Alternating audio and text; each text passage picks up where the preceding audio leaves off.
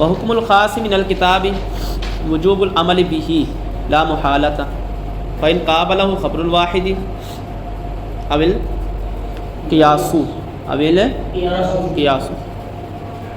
فإن امکن الجمع بینہما بدون التغییر فی حکم الخاص یعمل بہما وإلا یعمل بالکتاب ویترک ما یقابلہ مثال فی قوله تعالی یتربصن بانفسہن ثلاثۃ قروء فإن لفظة الثلاثة خاص في تعريف عدد معلوم فيجب العمل به ولو حمل الأقراء على الأطهار كما ذهب إليه الشافعي عليه الرحمة باعتبار أن الطهر مذكر دون الحيض وقد ورد الكتاب في الجمع بلفظ التانيث دل على أنه جمع المذكر وهو الطهر لازم ترك العمل بهذا الخاص لأن من حمله على الطهر لا يوجب ثلاثة أطهار بل طهرين وبعد الثالث وهو الذي وقع فيه الطلاق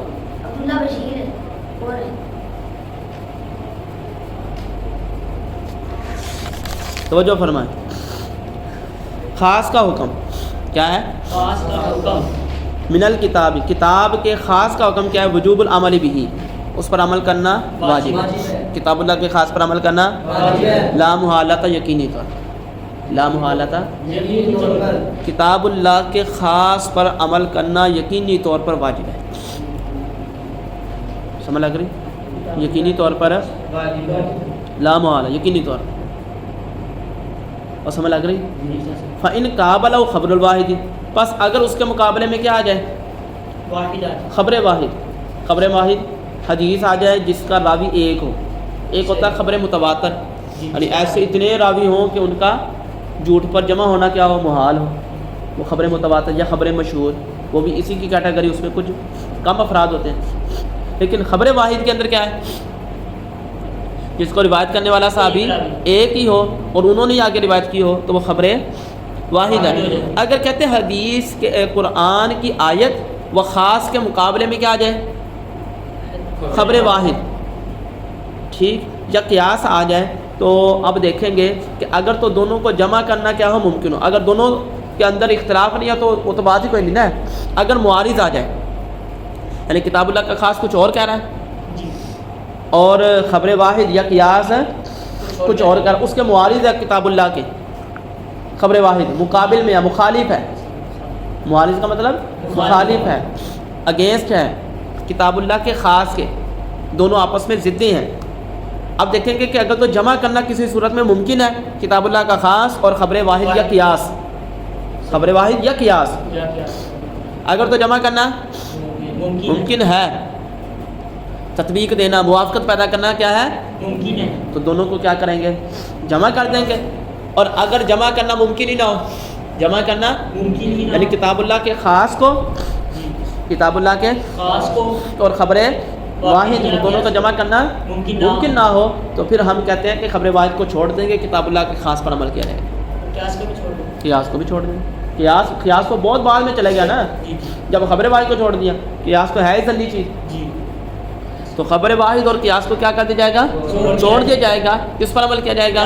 کتاب اللہ کے خاص پر عمل کیا جائے گا. کتاب اللہ کے خاص پر عمل کیا جائے گا. اور سمجھ لگ رہی؟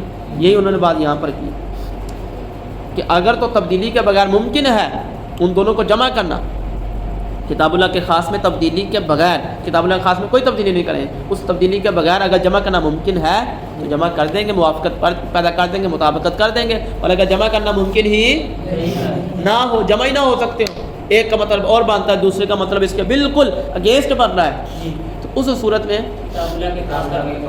خاص پر عمل کیا جائے گا اور خبر واحد یا قیاس کو دیکھیں ذرا.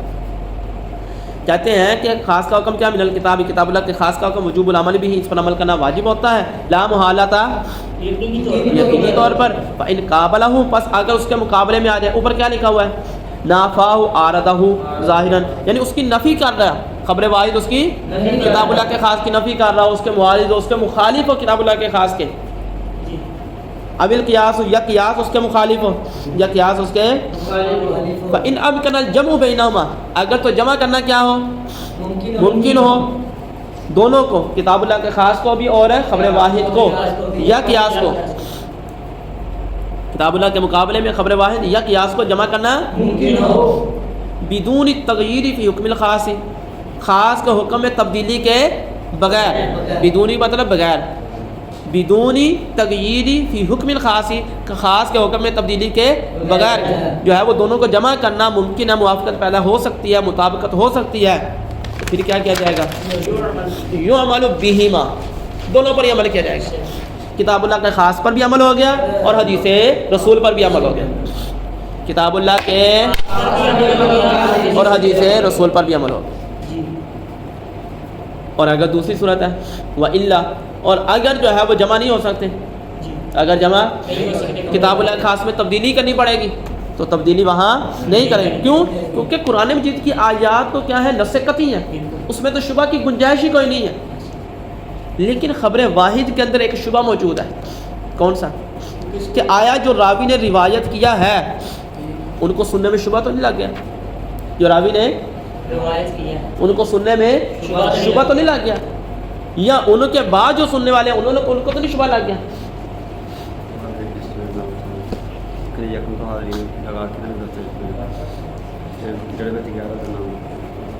یا ان کو ان سے سننے والوں نے، شبہ لگ یا ان کے سننے والے شبہ کوئی بھی ہو سکتا ہے، یہاں یہ موجود ہے ایک جو ہے وہ شبہ، لیکن جو ہے وہ قرآن مجید کی آیت میں تو شبہ وہ تو کیا ہے، متواتر ہے، جی اس کا جو لفظ ہر چیز متواتر ہے، تو کہتے ہیں اس وجہ سے پھر ہم جب مخالفت ہوگی، جمع کرنا ممکن نہیں ہے، تو کتاب اللہ کے خاص پر عمل کیا جائے گا اور خبر واحد کو پھر چھوڑ دیا جائے گا، وَإِلَّا يُعْمَلُ، اور اگر جمع نہیں کیا جا سکتا یعمل تو پھر عمل کیا جائے گا بالکتاب، کس پر؟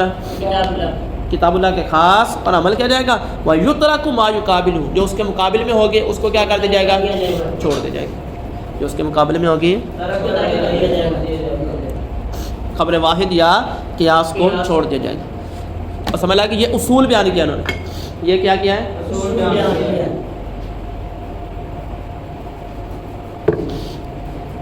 اب اس کے بعد کیا دیں گے؟ مثالیں، اس کے بعد کیا دیں گے؟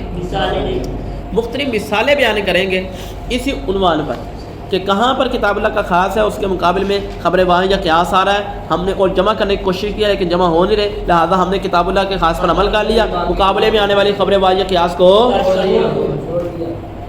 اس پر ہم مثالیں بیان کریں گے۔ کون سی مثال ہے؟ مثال فی قول تعالی، سب سے پہلی مثال، اور یہ جو ہے وہ اصول الشاذی کی سب سے مشہور مثال، سب سے مشہور، یتربصن بانفسہن ثلاثۃ قروء، اس سے پہلے ایک لفظ ہے والمطلقات، قرآن پاک کی آیت ہے والمطلقات یتربصن بانفسہن ثلاثۃ قروء، ترجمہ یہ ہے کہ جو مطلقات ہیں، جو مدخول بہا عورت ہے، اس کو طلاق دے دی گئی ہے، اب اس کی عدت کیا ہے؟ وہ تو مفاد عدت ہے، 3 مہینے تعدیل۔ طلاق یافتہ عورت کی عدت کیا ہے؟ 3 حیض۔ طلاق یافتہ عورت کی عدت کیا ہے؟ 3 مینسز۔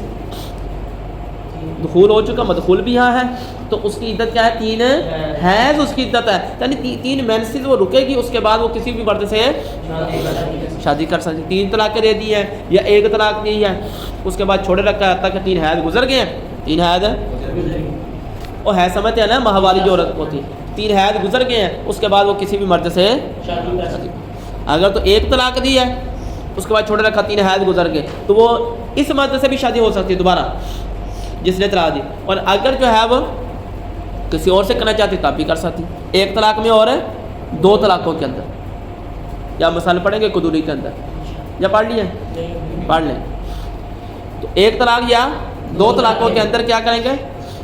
وہ اسی مرد سے بھی نکاح ہو، رجوع دوران عدت بھی نکاح ہو سکتا ہے، یعنی کہ وہ رجوع ہو سکتا ہے، اور عدت کے بعد نکاح ہو سکتا ہے 1 اور 2 طلاقوں کے اندر، اور 3 طلاقیں دے دی، 3 فائر کر دیتے ہیں، تو اب رجوع نہیں ہو سکتا، نہ عدت کے اندر 3 مینسز کے اندر بھی رجوع نہیں ہو سکتا، اور پھر مینسز کے بعد جب عدت گزر گئی اس کے بعد بھی رجوع نہیں ہو سکتا، نکاح بھی نہیں ہو سکتا اس مرد سے دوبارہ،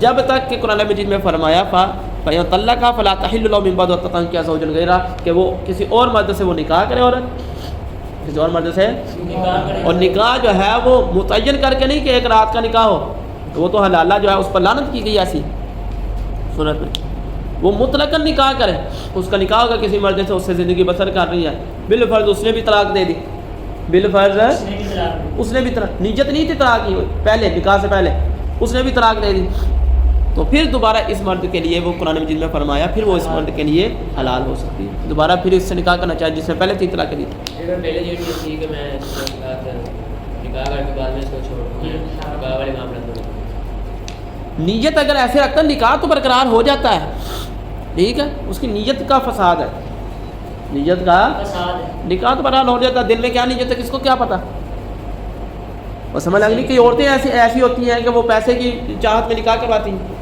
جائیداد کی چاہت میں نکاح کروا لیتی ہیں، تو نیت پر کوئی حکم نہیں لگتا، ارادہ ہے کہ وہ دل کی حرکت تو نہیں کوئی دیکھتا، ظاہر پر حکم لگتا کہ ظاہراً ایسا جو ہے ماحول پیدا نہ کیا گیا، اور سمجھ لگ گئی ہے، اور اس پر پھر گناہ ہوگا اگر ایسی نیتیں ہوں گی۔ تو یہاں کتنی جو عورت ہے جس کی 3 طلاقیں دے دی گئی ہیں اور وہ 3 حیض وہ گزارے گی اور پھر جو ہے وہ کسی مرد سے نکاح، اس کی عدت کتنی ہے 3 ہے۔ کون سی عورت؟ اس کو طلاق مطلقہ مدخول بہا، یعنی ان کی خلوت صحیحہ ہو چکی ہو، خلوت صحیح سمجھتے ہیں نا، یعنی مطلب وہ 1 رات گزار چکی ہو مرد سے، 1 رات یا زیادہ گزار چکی ہو، مدخول بہا ہو، اس کی یہ عدت ہے۔ اور اگر وہ طلاق یافتہ ہے مدخول بہا نہیں ہے، غیر مدخول بہا ہے، یعنی مرد نے اس سے خلوت صحیحہ کی نہیں ہے، اس سے علیحدگی تنہائی اختیار کی ہی نہیں، اس سے تنہائی اختیار کی ہی نہیں، یعنی اس سے رات گزاری نہیں، بلکہ صرف نکاح ہوا تھا، نکاح کے بعد ہی کیا ہوگی فوراً ہی، ایسے بھی ہو جاتے کیس کہ نکاح ہوا اور وہ اس کے گھر میں گئی نہیں، رخصتی ہوئی نہیں، پہلے ہی کیا ہوگی طلاق ہوگی۔ تو ایسی عورت کو جیسے اس نے طلاق دی تو وہ فوراً جو ہے وہ طلاق بائنہ ہو جائے گی، طلاق بائنہ ہو جائے گی، اور اس عورت کی عدت بھی کوئی نہیں ہے، وہ کسی بھی مرد سے نکاح کر لے فوراً ہی، پچھلے مرد سے نہیں کر سکتی، کسی اور کے ساتھ۔ کسی بھی مرد سے نکاح کر لے، یعنی اس سے نہیں، اس نے تو 3 طلاقیں دے دی نا، ہاں 1 دی ہے 2 دی ہے، اس کے اندر تو رخصت ہے، لیکن 3 تو نہیں رخصت، تو کسی بھی مرد سے وہ کیا کر سکتی ہے، نکاح کر سکتی اس کی عدت نہیں ہے۔ ہے ہی نہیں، کیوں؟ کیونکہ عدت ہوتی ہے رحم کو دیکھنے کے لیے، رحم کو تو جب مینسز آ جاتے ہیں تو پتہ چل جاتا ہے کہ رحم کیا ہے، اس کا صاف ہے، رحم کے اندر کوئی بچہ وغیرہ نہیں ہے، اب یہ اس کے گھر میں گئی نہیں ہے، ان کی خلوت ہوئی نہیں ہے، رات ان کی گزری نہیں ہے، تو پھر جو ہے وہ رحم کو کیا دیکھنا، وہ 3 ہے، مینسز گزارنے کی کیوں جو ہے وہ جو ضرورت ہی نہیں، سمجھ لگی گا نہیں؟ اب یہاں جو مسئلہ بیان کیا یہ کون سی عورت ہے؟ یہ طلاق یافتہ۔ طلاق یافتہ ہے اور مدخول بہا ہے، اس عورت کو مرد نے طلاق دے دی تو اس کی کتنی مدت عدت ہے؟ 3 ہے۔ ثلاثۃ قروء، قروء کہتے ہیں حیض کو، قروء کہتے ہیں حیض، 3 قروء 3 حیض وہ عدت گزارے گی، 3 حیض وہ عدت گزارے گی۔ اب یہاں لفظ قروء میں جو ہے وہ اختلاف ہمارا اور امام شافعی، ہمارا امام شافعی قروء لفظ کے اندر کیا ہے اختلاف ہے، ہمارے نزدیک کیا ہے، ہم کہتے ہیں قروء سے مراد حیض ہے، 3 حیض گزارے گی، امام شافعی مراد لیتے ہیں یہاں طہر، وہ کہتے ہیں 3 طہر گزارے گی، پاکی کے ایام، مینسز آئے اس کے بعد پاک ہوگی نا، تو جو پاکی کے 3 جو پاکی کے جو ایام ہوتے ہیں وہ 3 دفعہ گزارے گی، وہ 3 دفعہ گزارے گی، طلاق ہوئی پاکی کے ایام ہے، اس کے بعد وہ یہ حیض آ گیا، ایک تو یہ جو ہے ایک حیض آ گیا، پھر اس کے بعد پاکی کا ایام آ گیا، تو 1 دفعہ ہو گئی طہر، ایک طہر ہو گیا، پھر اس کے بعد مینسز آئے، ٹھیک ہے، اس کے بعد پھر طہر آ گیا، تو یہ 2 طہر ہو گئے، پھر اس کے بعد اس کو مینسز آئے، پھر طہر آیا، تو یہ 3 طہر مکمل ہو گیا، تو پھر کیا ہو جائے گی؟ لیکن ہم کیا کہتے ہیں 3 حیض، ہم کہتے ہیں پاکی کے ایام میں کیا ہوگی طلاق ہوگی، پاکی کے بعد وہ کیا ہوگا، کیونکہ طلاق دی ہی پاکی کے ایام میں جاتی ہے، ماہواری کے ایام میں مینسز میں طلاق دینا گناہ ہے، طلاق تو واقع ہے اگر کوئی پاگل دے دے، لیکن گناہ گار ہے، کیا ہے گناہ گار ہے، طلاق گناہ تو نہیں ہے، اس کے باقاعدہ جو ہے وہ طریقہ کار ہے نکاح طلاق دینے کے بھی، کہ کیسے طلاق دی جائے، کیسے طلاق دی جائے. باقی کے یا میں ایک طلاق دے، پھر اس کے بعد جو ہے وہ کیا ہے مینسز ہے، پھر اس کے بعد دوسری طلاق دے دوسری طہر میں، پھر اس کے بعد مینسز ہے، پھر تیسرے طہر میں تیسری طلاق دے، یوں کر کے وہ طلاق دے. یا ایک ہی طلاق دیے رکھے وہ جو ہے وہ اس کے بعد نہ طلاق دے نہ کچھ کہ حتیٰ کہ عدت گزر جائے، وہ خود بخود ہی کسی سے نکاح کر لیں گے. تو یہ ایک طریقہ کار ہے. یہ نہیں کہ بیٹھے بیٹھے تین فین مار کے بندے سوا میں کہا کے پھر کہنا لو جی دوبارہ پھر کوئی صورت کٹو. تو یہ صورت غصے میں بھی طلاق واقع کوئی خوش ہو کے تو نہیں نا کہنا، خوشی میں تو طلاق ہے نہیں دی جاتی، غصے میں ہی طلاق ہوتی. یہ امید ہے اتنا ہی پڑھ لیں کیونکہ آگے پھر لمبی بحث ہے اس کی اختلاف پر، وہ جو ہے وہ پھر کل پڑھیں گے ہم. آپ نے ادھر تک یاد کر کے آنا کہ ہم نے کیا مراد لیا، 3 حیض اور امام شافعی نے کیا مراد لیا 3 طہر. اب یہ کیا اختلاف ہے، ہماری کیا دلیل ہے، امام شافعی کی کیا دلیل ہے، پھر امام شافعی کے اعتراضات کے کیا جوابات ہیں، وہ پھر انشاءاللہ کل پڑھیں گے.